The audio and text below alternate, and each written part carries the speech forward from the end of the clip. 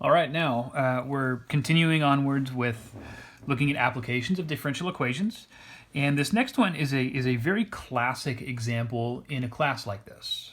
You're going to have to work with this example a little bit in these early chapters here. So we call these mixture problems. And the idea in a problem like this is you can imagine a large tank. And in this tank is a solution of some kind. Usually it's going to be we're going to give you examples where we're taking a salt solution. Salt is dissolved in water, okay? And it's not just a tank that's sitting there. It's a tank that has some solution flowing into it, and then it gets mixed up in the tank. We say that it gets well mixed, and the idea there is that the mixture is uniform throughout the tank. And then out of some other valve or whatever, it's discharged from the tank. So we have solution flowing into the tank, it gets mixed up, and then the mixed solution is flowing out of the tank somewhere else. And what we're looking for in these mixture problems is the quantity of that substance, in this case salt, that's in the tank at a given time t. That quantity is changing over time because there's stuff going on in that tank. You know, again, you have a solution flowing in, getting mixed up, and then the mixed solutions flowing out. The quantity of salt will probably be either increasing or decreasing over time, and so again, time is our independent variable here. Okay, A is what we're going to use to represent the amount or the quantity of that substance in the tank. Oftentimes it's measured in grams or pounds or something like that. So what assumptions are we going to be making here? Well, let's talk through this. You have a solution, again, containing that substance, and I'm going to just call it salt now because that's typically what these examples are going to have. It's introduced into the tank containing a solution of a potentially different concentration. The concentration of either solution can be 0 or 100%. So what would a 0% solution look like? Well, that's usually going to be described as pure water. If you imagine, again, you have a tank full of a solution containing water and some amount of dissolved salt in there. A 0% concentration solution flowing into that would be like pouring pure water into that tank. It's diluting it further. A 100% solution would be like pouring pure salt into the tank that hasn't been mixed with water. Now, at the same time, the solution in the tank is well mixed, which means the mixture in there is going to be uniform before it's discharged, and then that mixture is discharged from the tank. The rate of change, this is the assumption that we're going to use to come up with our model. The rate of change in the substance, salt in this case, in that tank, will be equal to the difference between the rate of change at which the substance is flowing into the tank, we're calling that R in, and the rate at which it's flowing out of the tank, which we're going to call R out. Okay, so that's a fairly intuitive assumption to make, which is why we're going with it. The rate of change of the salt in the tank is equal to the rate of change of salt flowing in minus the rate of change of salt flowing out. Okay, we can call that a net rate of change. So the model, it looks exactly like what we just described. dA dt is equal to R in minus R out. This is important to remember because, again, we use this example in a few homework problems and things like that later on down the line. Okay, coming up with these rates of change, it can tend to take a little bit more, they can be a little bit more involved than you might initially think when working with these problems. So we'll do an example at the end of this section, coming up with a differential equation for one of these mixture problems. A similar problem, but not really the same, is an application that we're going to refer to as just draining a tank. And in this case, we're not looking at a solution. We're not looking at salt mixed in water. We're just looking at a tank containing some kind of fluid, some kind of liquid that's draining. We'll just let it be water here. So what are we actually looking for in this case? Refer to the figure right here. This is our tank, and in this case it's a cylindrical tank. It doesn't have to be, but we're thinking of this one as a cylindrical tank. We can measure a couple of things. There's the height of the water at any given time. So h is a function of t. As time passes, this water is draining out of a hole at the bottom, and the water level will be dropping. H will be decreasing with time. Okay, now this AH and this AW that you're seeing represented here, these are going to be constants in our case. AW is going to represent the area of like the base of the tank. So in the case of a cylinder, it would be the area of this circular top or bottom. AH is the area of the hole that the water is draining out of. Okay, those two areas are going to play a role in coming up with our differential equation, and both of those are constants. Because we're assuming kind of a cylindrical shape to this surface up on top is not changing in area as the water level drops. It's going to stay constant. And same with our hole down here, it's going to have a constant area. So that's why those are listed here as constants. What variables are there? Well, we have the depth of the water, h, and even though it's not shown here in the diagram, in this figure, we also have the volume of water in the tank. Both of those are changing as time passes. And then, of course, time, our independent variable. Okay, and again, our desire here is to come up with a function that gives the height of the water as a function of t, h as a function of t. What assumption is going to help us get there? Well, it's something that we call Torricelli's law, which is a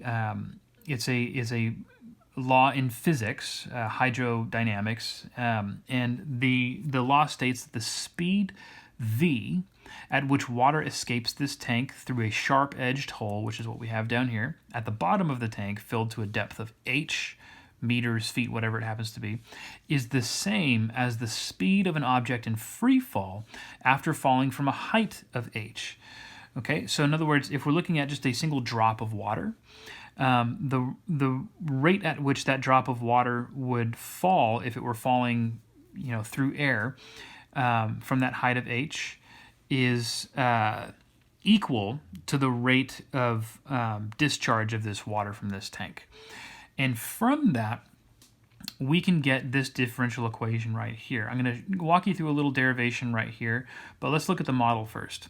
dH dt, that's the rate of change in the height of our water with time, is equal to negative AH over AW, remember those are constants, times the square root of 2G. G is, I didn't list it amongst our constants here, but anytime we see G as a constant in an application like this, it's typically going to represent the acceleration due to gravity, so 9.8 meters per second squared if you're using metric. 2gh. H is the only variable in this whole thing, okay? And think about this for a moment. Without the negative, all of the constants here would be positive. The height is a positive quantity. The reason the negative needs to be here is because we know that as the tank drains, h is going to be decreasing. We expect the rate of change of h to be a negative. So, how do we derive this quantity? Well, the square root of 2gh here, your book gives a derivation for that, and I don't really like that derivation. They do it by equating the potential energy and kinetic energy of a falling drop of water, and then solving an equation that you get from doing that. And they don't give any explanation as to why you would equate those two things in the first place. So I don't like that explanation. In reality, this quantity here, this 2gh under the radical, or the square root of 2gh here, comes from another law in physics called Bernoulli's principle. And we're not going to walk through that derivation here. But basically what you could derive using that principle is that the speed that we talked about up here, v, is equal to that square root of 2gh. Okay? Now, the rate at which water is leaving that tank at any per unit of time, whether it's seconds, minutes, hours, whatever we're talking about, would be this times the area of that hole there. And that makes sense because, again, if we think of this speed here, we're thinking of a particle of water, like a little teeny tiny drop of water falling with this rate of speed. But now we want to look at how much water is draining from this tank. We have a hole, and many, many, many little drops of water can be falling through that hole at the same time. So water will be flowing faster through this tank the larger this hole is, and it's not too big of a stretch to see that multiplying this speed by that constant is going to give us the rate of change in our volume of water in this tank. So representing that with a differential equation, the rate of change in velocity in our tank, dv dt, is equal to the negative of this quantity. And again, the only reason that negative shows up there is because we know the volume should be decreasing over time, not increasing. Okay? Now that's great, but we don't want a differential equation for the volume. We want a differential equation to help us solve for h of t, the height of water in this tank. We can do that by using the shape of our tank here. We know how volume relates to h. The volume of this tank will equal the area of the base times the height. That's just geometry. And we can now, this is like related rates from Calculus 1. We can differentiate both sides of this with respect to t, keeping in mind that AW is a constant here. And you get dv dt equals AW dH dt. This can be substituted for your dv dt here.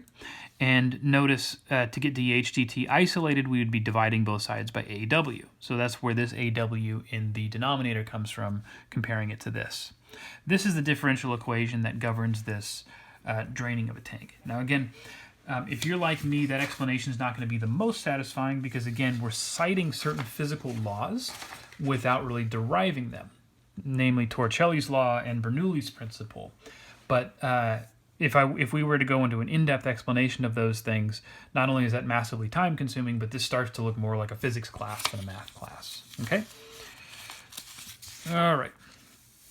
A couple more applications that we're going to look at, and then we're going to take a look at a couple of examples before wrapping things up. So this next one involves series circuits. If you've studied any electrical engineering or anything like that, you might know the difference between a circuit in series and a circuit or like a parallel circuit. Not super important that you know the difference between those two things here. We are going to talk about a lot of terms from electronics and electromagnetism that you may not be familiar with, and that's okay. Again, this is you would need a lot of background knowledge to get a firm understanding of what we're talking about here. You're going to have to just sort of take my word for it on some of these assumptions that we're talking about. And the main thing you should be getting out of this is seeing how we construct a mathematical model. Okay, so the variables here on this circuit, electrical circuit, that we're going to look at is something called impressed voltage, current, charge, and time. Okay, and these are the labels we're using for those. Voltage is going to be E, current is I, charge is Q, and time is T. There's also some constants that we're going to be using here. Inductance, resistance, and capacitance. What these are different quantities that are associated with the components that you have on your circuit. If you've ever looked at a circuit board, whether it's a motherboard for your computer or whatever, you'll see these different little components on there. You have resistors, you have capacitors, you have potentiometers, all these different little things that we don't need to go into depth on what they are in this class. But the net effect of those things is described in these constants, okay? Inductance, resistance, and capacitance. Now, what we're looking at in this application is the impressed voltage, kind of, and again, I'm not going to go into detail on what that means, but basically the voltage on this circuit and how it's affected by these different constants here. How is it affected by having these different components in your circuit? Okay. In electricity, we have a property called Kirchhoff's second voltage law.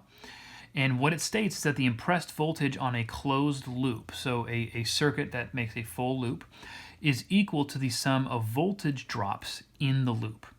What is a voltage drop? Well, as you get a signal kind of passing through this circuit and going through the different components in that circuit, you lose voltage as it passes through those different components, and we call that a voltage drop. Now, Kirchhoff's second law actually isn't usually stated this way. And basically you have what we would think of as like positive voltage and negative voltage. And the way it's usually stated is that the sum of all those positive and negative voltages in that closed loop is equal to 0. But this is kind of another way of saying the same thing. Now, we also mentioned that we have current here. Current is like a rate of flow of charge. It's a rate of change in charge. And for that reason, current is directly related to charge. I is directly related to Q in the sense that current is the derivative of charge with respect to time. So what we mean there symbolically is that we can write I equals dq dt. Okay? Now, these three things here, again, these we're not going to derive. I'm just going to give you some relationships, and you're going to kind of take my word for it. So in a circuit, if you have an inductor, which is, again, is an electrical component, component, this is the symbol for it schematically. We, again, denote that by L. The inductance is a quantity that we denote by L. The units there we call henries.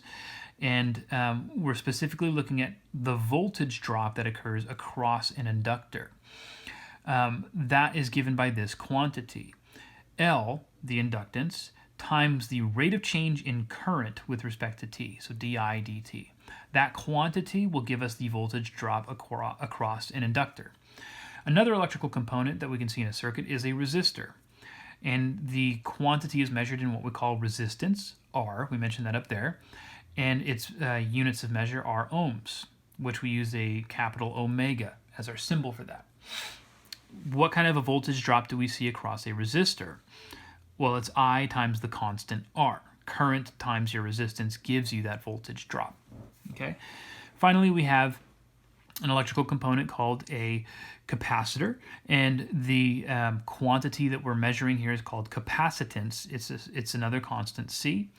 Its unit of measure is farads, lowercase f for that, and the voltage drop that we see across a capacitor is the reciprocal of C, so 1 over C times the charge Q, okay?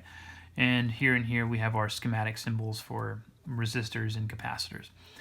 All right, so I know, again, if you have no experience in electrical engineering or anything like that, I doubt very much the last couple of minutes made any sense at all. And really what we're getting at here are these quantities and how we can come up with a differential equation based on our assumption here, Kirchhoff's second voltage law. Let's first talk about what a solution should look like here. What we're interested in is charge, a function that gives us charge at a given time across this circuit. So we're going to be looking at derivatives of Q with respect to t. But this other variable is kind of lurking around in here, this I. And remember, current, I, is related to Q. I is equal to dq dt. That implies that we're going to be making some substitutions here. Kirchhoff's second voltage law says that the impressed voltage, what we're looking for on a closed loop, is equal to the sum of the voltage drops that we gave representations for here. So the impressed voltage E should equal the sum of L di dt plus IR plus 1 over CQ. The problem is I don't want I's showing up. I want Q's showing up in my equation. So where I have an I here, I'm going to replace that with a dq dt because that assumption says that I can. Here I have the derivative of I with respect to t. So by that assumption, that derivative is the same thing as the